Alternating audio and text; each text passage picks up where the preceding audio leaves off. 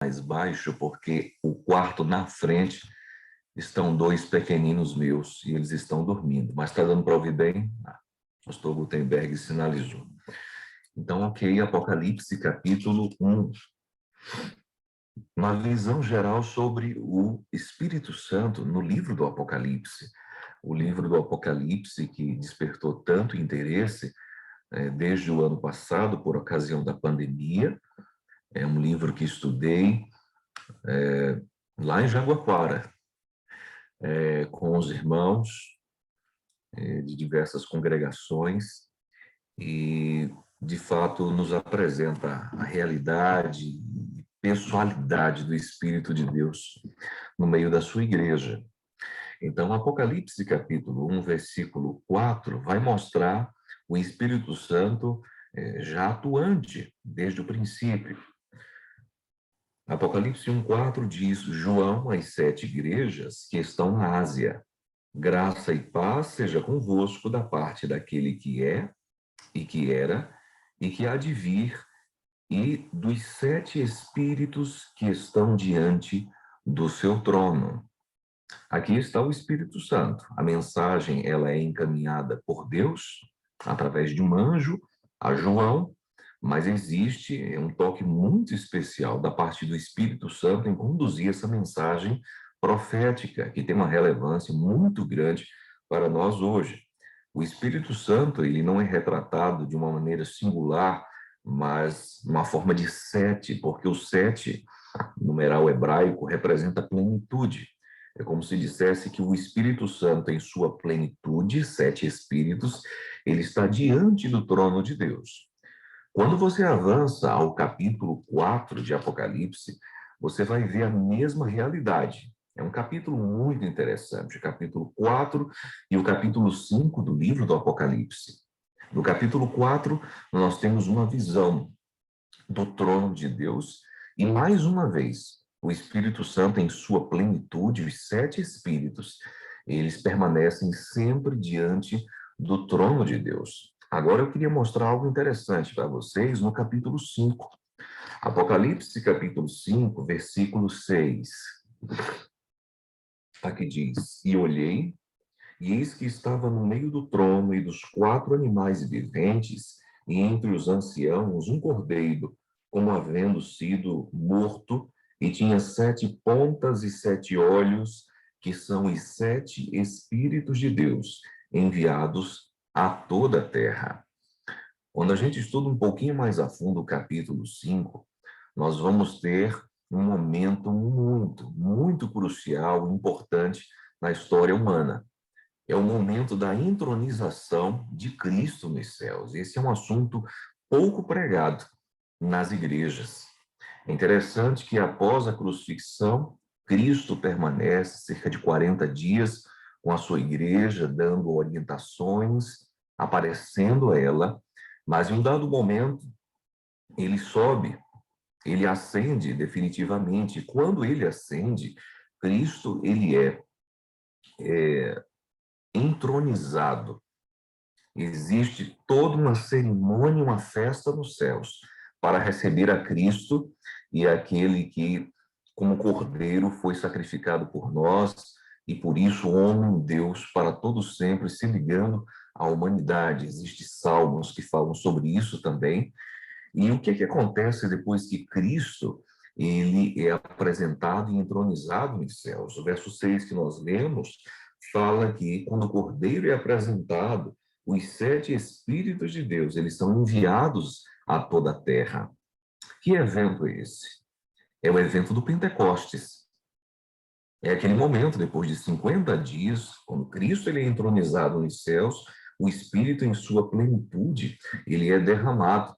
Ele é enviado a toda a terra numa obra muito especial, com uma promessa da parte de Cristo. Fantástico. Cristo ascende e ele envia o Espírito Santo em sua plenitude para conduzir a sua igreja na terra. Uma última visão do Espírito Santo está em Apocalipse 22. Brevemente, olha o verso 17. Apocalipse 22, verso 17 diz: E o Espírito e a esposa dizem, vem. E quem ouve, diga, vem. E quem tem sede, venha. E quem quiser, tome de graça da água da vida. Então, no final do livro do Apocalipse, o Espírito Santo ele está apelando, junto com a igreja de Deus, com o remanescente de Deus, venha, se converta, dê ouvidos à minha voz. E esse é o trabalho de convencimento do Espírito Santo, não apenas em uma ocasião, mas em toda a história da igreja cristã. E é por isso que eu queria que você brevemente agora retornasse a Apocalipse, capítulo 2, para a gente observar um detalhe, ou alguns detalhes do livro do Apocalipse. Apocalipse, capítulo 2 e capítulo 3, nós temos as 7 igrejas. E eu creio que todo aquele que tem um pouco mais de tempo aí de batismo, de estudos, compreende esse assunto. As 7 igrejas, elas representam 7 períodos de tempo em que a igreja ela foi crescendo, amadurecendo até a volta do noivo. Então, a primeira igreja é a igreja de Éfeso, representando a igreja apostólica, uma igreja pura, uma igreja que tem muitas virtudes. E a última igreja é a igreja de Laodiceia, representando, simbolizando a nossa igreja defeituosa e falha e fraca, apesar de ter tudo, ao mesmo tempo parece lhe faltar algo muito importante. Nós temos também, por exemplo, no meio a igreja de Tiatira, que representa a igreja da época da Idade Média, um período muito difícil e de escassez da palavra. Agora, o que eu quero chamar a atenção de vocês, e mais 2 minutinhos aqui que me faltam, é o fato de que em todas as épocas cristãs, o Espírito Santo ele fala. E o Espírito, ele tem palavras, ele tem promessas às suas igrejas. Todas as 7 igrejas do Apocalipse, todas as 7 igrejas que representam 7 períodos, têm promessas da parte do Senhor, e todas elas endereçadas da parte do Espírito. Então, observe aqui no capítulo 2, a igreja de Éfeso, o versículo 7. Capítulo 2 de Apocalipse, verso 7. Quem tem ouvidos, ouça o que o Espírito diz às igrejas. Ao que vencer, dar-lhe-ei a comer da árvore da vida, que está no meio do paraíso de Deus. Em cada uma das igrejas, o Espírito Santo, ele tem uma mensagem. E o convite bíblico é: ouça, dê ouvidos ao Espírito Santo, receba-o, obedeça-o, e você vai ter acesso às suas promessas. No verso 7 do capítulo 2, a promessa que é enfatizada é o acesso à árvore da vida. Então, observe, primeira igreja, uma promessa.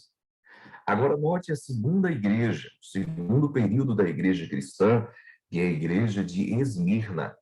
A igreja de Esmirna, ela não tem uma promessa, ela tem 2 promessas. No final do verso 10 diz, capítulo 2, verso 10, e tereis uma tribulação de 10 dias, ser fiel até a morte, e dar-te-ei a coroa da vida. Aqui está a primeira promessa. E a segunda diz, quem tem ouvidos, ouça o que o Espírito diz às igrejas. O que vencer não receberá o dano da segunda morte. Você nota? 2 promessas. A coroa da vida, livramento da morte, e também aqui o verso 11, né? Não receberá o dano da segunda morte e a coroa da vida. Então, observe, recapitulando. Primeira igreja, uma promessa. Segunda igreja de Esmirna, nós temos 2 promessas. A terceira igreja contém quantas promessas? 3 promessas também. Observe o capítulo 2, o versículo 17. Capítulo 2, verso 17 diz: quem tem ouvidos, ouça o que o Espírito diz às igrejas. Ao que vencer, olha a primeira promessa, eu darei de comer do maná. E dar-lhe-ei uma pedra branca, essa é a segunda promessa. E na pedra um novo nome, essa é a terceira promessa. Terceira igreja, 3 promessas. Não dá tempo de nós verificarmos tudo, mas você vai perceber que a quarta igreja, ela tem 4 promessas da parte de Deus. A quinta igreja, depois de dar uma olhada na sua Bíblia, ela tem 5 promessas. A sexta igreja, ela tem 6 promessas da parte de Deus. E a sétima e última igreja, a nossa igreja, a igreja de Laodiceia, tem quantas promessas? Apenas uma promessa. Dá uma olhada no capítulo 3, no versículo 21. Apocalipse 3, verso 21, e aqui nós finalizamos. Ao que vencer, lhe concederei que se assente comigo no meu trono, assim como eu venci e me assentei com meu Pai no seu trono. Sétima e última igreja, não 7 promessas, mas uma única promessa que reúne todas as demais promessas. A maior de todas as promessas do livro do Apocalipse é dada à igreja mais fraca, falha e defeituosa que nós jamais vimos na história cristã. Fantástico perceber o trato de Deus com seu povo. No momento em que nós vivemos o chamado pós-cristianismo, ou seja, um mundo cristianizado, mas ao mesmo tempo tão distante do Senhor, por causa do secularismo, por causa de uma mistura do que é ser cristão com culturas mundanas, Deus ele tem reservado a sua maior promessa para nossos dias. A certeza de que se permanecermos fiéis a Ele e o buscarmos seu Espírito Santo, Deus nos dará acesso a Ele mesmo, a Ele próprio, no seu trono, e para todo sempre com Ele estaremos. Amigos, o maior desejo meu, o maior desejo seu, não é ser salvo para ter acesso à Nova Jerusalém. Muito embora deva ser fantástico o cenário ali dentro, as ruas de ouro, as pedras reluzentes em vários matizes de cores, o que nos prende à salvação e o que nos conduz ao Senhor não é aquilo que o doador pode nos dar, as suas dádivas, mas é a presença dele em nosso meio. É ter acesso ao trono de Deus. É vê-lo face a face, sem mais nenhum tipo de encobrimento. Amigos, lutemos por esse dia. Cooperemos com o Espírito Santo para que tenhamos acesso ao próprio Deus. De fato, Deus ele se doou na cruz do Calvário e hoje no santuário celestial ele está intercedendo por cada um de nós. Seu Espírito Santo hoje fala conosco, convence os corações, nos ajuda a almejarmos cada vez mais os céus. E que o Senhor Deus, nesse dia de preparação, nessa sexta-feira, alimente a esperança de ver Cristo em nossos dias. Dentro de pouco tempo, eu não sei se meses ou anos, eu tenho dito às igrejas aqui de União dos Palmares, onde tenho passado, eu não creio em mais do que 10 anos pela frente. Todo o cenário profético tem nos mostrado um tempo muito curto, onde a igreja de Deus precisa se movimentar com muita rapidez antes dos acontecimentos que estão dispostos diante de nós ali em Apocalipse capítulo 3. Que o Espírito Santo te use nesse dia para testemunhar da sua graça, do seu amor e da sua misericórdia. E que tenhamos o privilégio de, em nossos dias, ver o nosso Salvador. Por isso, eu gostaria de fazer uma oração final por todos nós que estamos aqui reunidos, às 16 da manhã, buscando o Espírito de Deus, buscando a sua salvação e o privilégio de vê-lo face a face.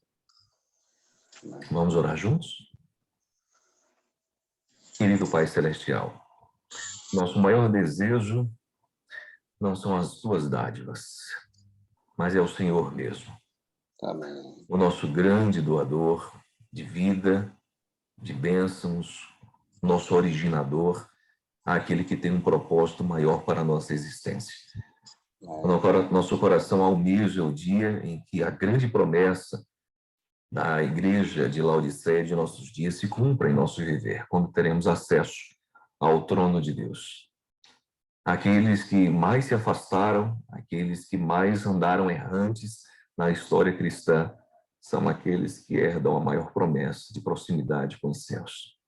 Nos alegramos pela certeza que o Senhor nos salva não por causa de nós mesmos, mas nos salva por causa do seu grande amor, da sua grande misericórdia.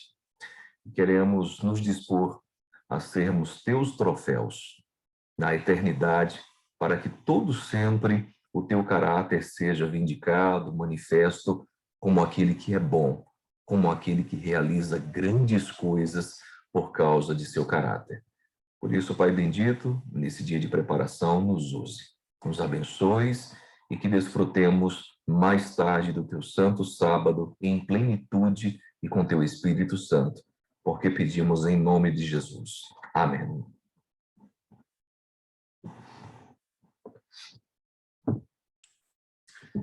Que bênção, que mensagem. Pastor, muito obrigado, viu, por nos abençoar através dessa